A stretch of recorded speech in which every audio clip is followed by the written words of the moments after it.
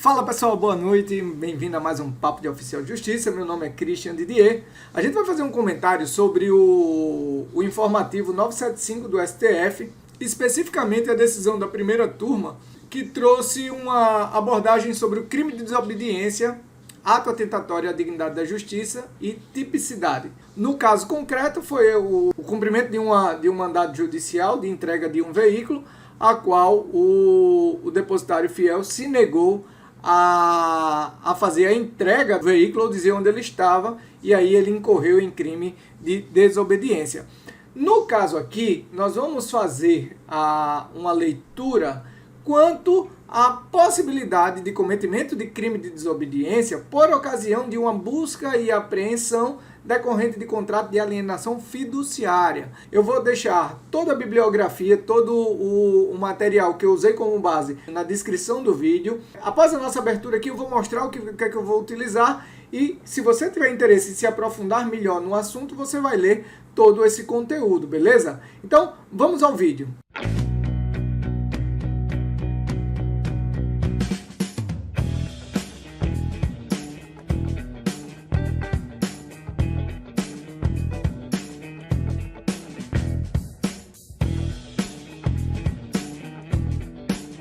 Beleza, gente? Então, logo de início, eu vou usar aqui, vou mostrar a vocês o que é que eu estou usando como fundamento para a abordagem que eu vou trazer para vocês. Como disse aí na abertura, a gente vai tratar especificamente sobre a possibilidade do devedor ou fiduciante, no caso de uma busca e apreensão decorrente de contrato de financiamento, aquele que o banco pede a busca e apreensão do carro, dele incorrer no crime de desobediência segundo essa linha que o STF apresentou. Tá aqui o informativo do STF, logo de cara, no site do STF, quem quiser dar uma lida nesse resumo, no informativo em si. Eu não consegui pegar o julgado, mas quem conseguir seria uma leitura também interessante. Dizer o direito que ele trabalhou bem aí, trouxe a pormenorização da questão, esmiuçou. Quem conhece o site já sabe como é a linha de trabalho, os comentários do Dizer o Direito sobre esses informativos. E tem um artigo do site Atividade Policial, tá aí em cima, tá certo? Que foi publicado pelo juiz de direito Rodrigo Furot. Eu acho que a pronúncia é essa, a sobrenome dele é francês. Ele é juiz de direito no Tribunal de Justiça de Goiás e ele trouxe uma abordagem muito interessante. Vale a pena a leitura do artigo dele. Tá aí ele publicado no site Atividade Policial.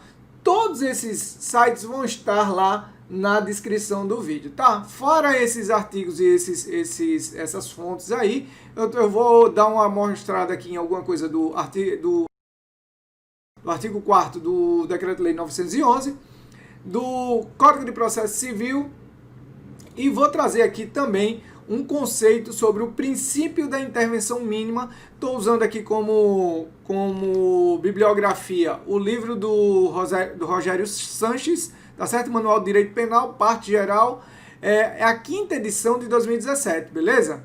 Eu vou estar fazendo referência ao conceito apresentado aqui na página 76 desse livro, tá bom? Também vai estar na descrição do vídeo essa bibliografia, ok? Então vamos aos nossos comentários. A questão do crime de desobediência, no caso concreto aí do informativo do STF, a gente precisa fazer logo uma distinção que talvez não tenha ficado tão clara, ou uma rápida leitura, ou uma vista superficial do julgado, leva a entender que a desobediência a toda e qualquer ordem emanada do oficial de justiça no cumprimento de uma diligência pode ensejar no crime de desobediência, mas não é bem assim que funciona. O primeiro ponto a abordarmos é a questão da abrangência do direito penal. Na academia, logo nos primórdios ali, nos primeiros estudos do direito penal, uma das coisas que vai ser massificada na nossa cabeça é que o direito penal ele é subsidiário. O direito penal ele só atua, ele só age quando nenhum outro ramo do direito pode solucionar o problema. Um termo técnico utilizado, um termo jurídico muito utilizado ele é a última ratio, ou seja, ele é a última fronteira, ele é a última medida a ser utilizada. Ou seja, o direito penal só é aplicado quando nada, nenhum outro ramo apresenta solução para o problema que ali está presente. Beleza. Dito isso, o princípio do direito penal que estabelece isso que eu estou te falando é o princípio da intervenção mínima. E o que é que esse princípio fala?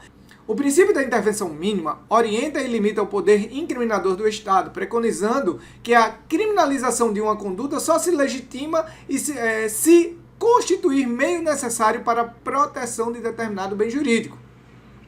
Se outras formas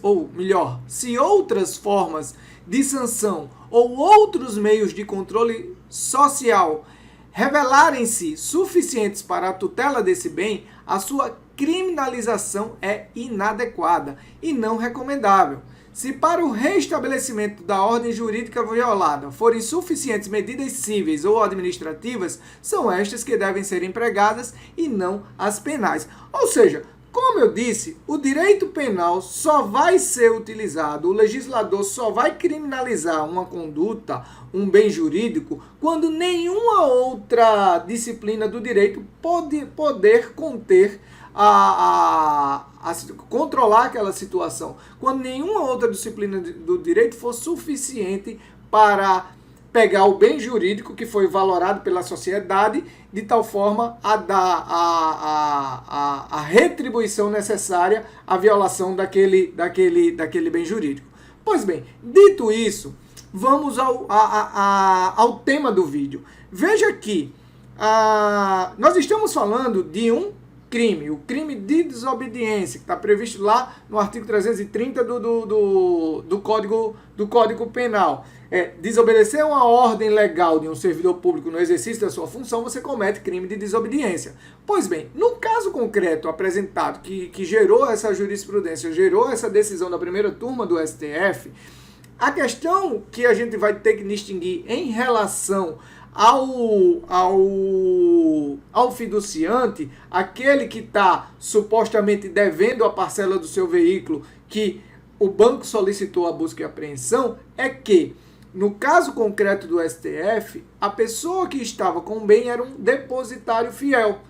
O depositário fiel é uma condição estabelecida pela lei, da qual aquele que recebe esse munus, ele fica revestido de determinadas responsabilidades. Até para ser um pouco mais didático, eu vou abrir aqui que eu tinha colocado no CPC. Ele vai dizer o seguinte no 77, para a gente ser mais rápido.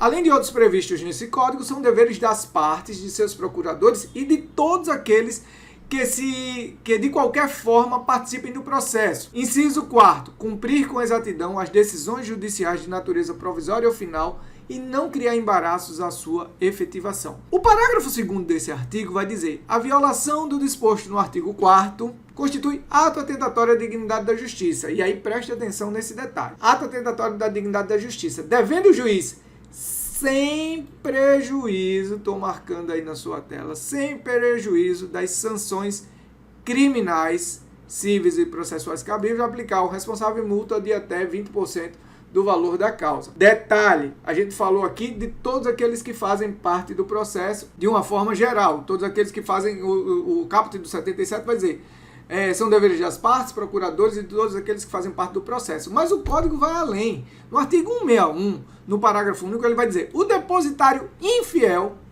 responde civilmente pelos prejuízos causados sem prejuízo de sua responsabilidade penal e da imposição de sanção de ato atentatório à dignidade da justiça. Veja, no caso concreto lá, como a pessoa que estava envolvida, que praticou, que foi acusado de praticar o crime de desobediência, ele estava na condição de depositário fiel, o que nós devemos observar é o que as bibliografias que eu deixei para os senhores, caso queiram dar uma olhada, trouxeram com muita evidência que a aplicação da lei penal, quando existe também uma sanção civil, administrativa, ela só é cabível quando o legislador já deixou prevista a possibilidade da aplicação dessa sanção penal. No caso aqui, veja, ele diz o seguinte, que o cara vai responder civilmente, ou seja, ele vai ser aplicada a ele a multa cabível para o caso de ato atentatório à dignidade da justiça, sem prejuízo da aplicação penal. Ora, a conduta praticada com ele quando ele se nega a obedecer uma ordem legal do servidor público é justamente a descrita no artigo 330 do Código Penal. Então ele vai acumular as duas sanções. A cível, ou seja, pagar uma multa equivalente a até 20% do valor da causa, e também vai responder pela parte criminal ali cabível, no caso o crime de desobediência. Mas veja que eu estou sendo enfático em dizer, o legislador já previu essa situação.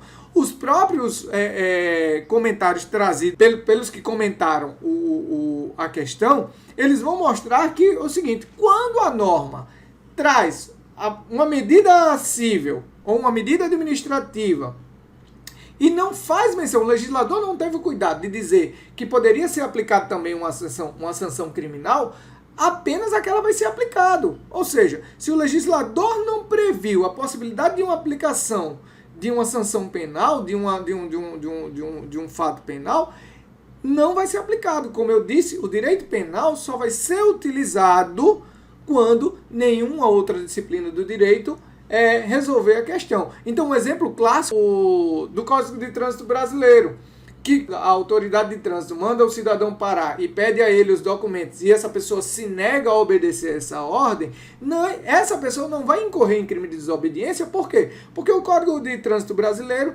já prevê uma sanção administrativa para aquela situação e não expõe, o legislador não aplicou ali a possibilidade de aplicação de uma conduta penal. Então, vai ficar só no âmbito dali da legislação de trânsito, no âmbito ali administrativo, ok? Beleza? Então vamos especificamente ao que eu quero tratar aqui. Ora, então o fiduciante, ou seja, aquele que firmou um contrato de financiamento de automóvel, e o banco alega que essa pessoa está em mora, deixou de pagar as suas parcelas, deixou de cumprir com o seu compromisso e solicita ao judiciário uma busca e apreensão do veículo. Quando o oficial de justiça chega lá e diz assim, amigo, cadê o bem? Onde é que o bem está? E ele se nega a declarar o paradeiro do bem, este cara não comete crime de desobediência. De novo, o fiduciante em busca e apreensão fundada no Decreto-Lei 911 de 1969, ou seja, de alienação fiduciária, ao negar dizer o paradeiro do veículo, ele não comete crime de desobediência. Mas por quê? Decreto-Lei 911, artigo 4º, como eu mostrei lá no início. O que é que diz o artigo 4º? Se o bem alienado fiduciariamente não for encontrado ou não se achar na posse do devedor, fica facultada ao credor, ou seja, ao banco, nos mesmos autos, a conversão do pedido de busca e apreensão em ação executiva.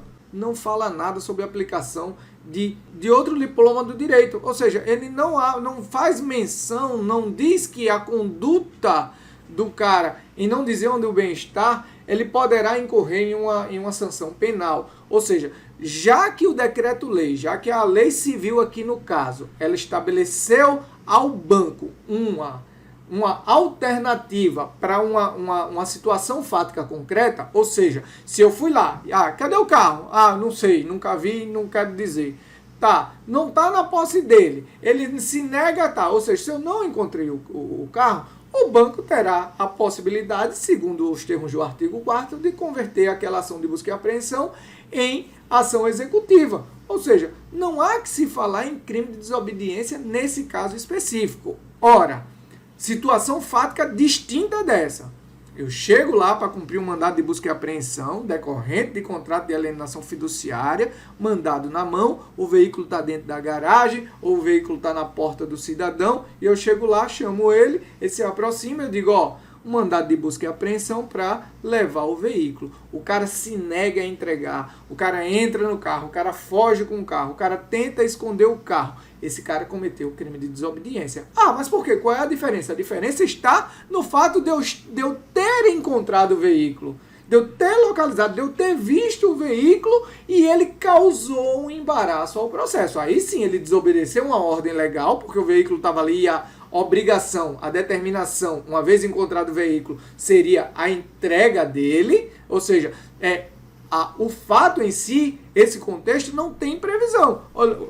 O artigo 4º é muito específico em dizer se não for encontrado ou não se achar na posse. Ou seja, se ele estiver na posse e se ele for encontrado pelo oficial de justiça, a obrigação do devedor, nesse caso, ou daquele que o banco alega estar devendo, é a entrega do veículo. E a discussão vai para o âmbito ali do Poder Judiciário. Espero que tenha sido claro. A ideia é nós fazer esse vídeo de forma mais objetiva, de forma mais clara, pontualmente sobre essa questão da alienação fiduciária, porque eu tive a impressão disso ter gerado uma dúvida, gerou em mim logo de imediato, e aí eu fui ficar atento. O artigo aqui do professor Rodrigo Furô, ele foi muito esclarecedor, ele faz uma abordagem muito legal, recomendo a leitura do artigo. As minhas considerações seriam essas, tá bom? Convido você a curtir o vídeo, se você gostou do conteúdo, se inscreve no canal, ajuda com o conteúdo, manda tua sugestão, manda tua dúvida. Estamos aí pra gente ir aprimorando e crescendo nessa briga constante de aprender um pouco mais sobre esse universo que às vezes é complexo, é difícil mesmo, tá certo, gente? Acompanha a gente aí nas redes sociais. Grande abraço, Papo de Oficial de Justiça. Valeu!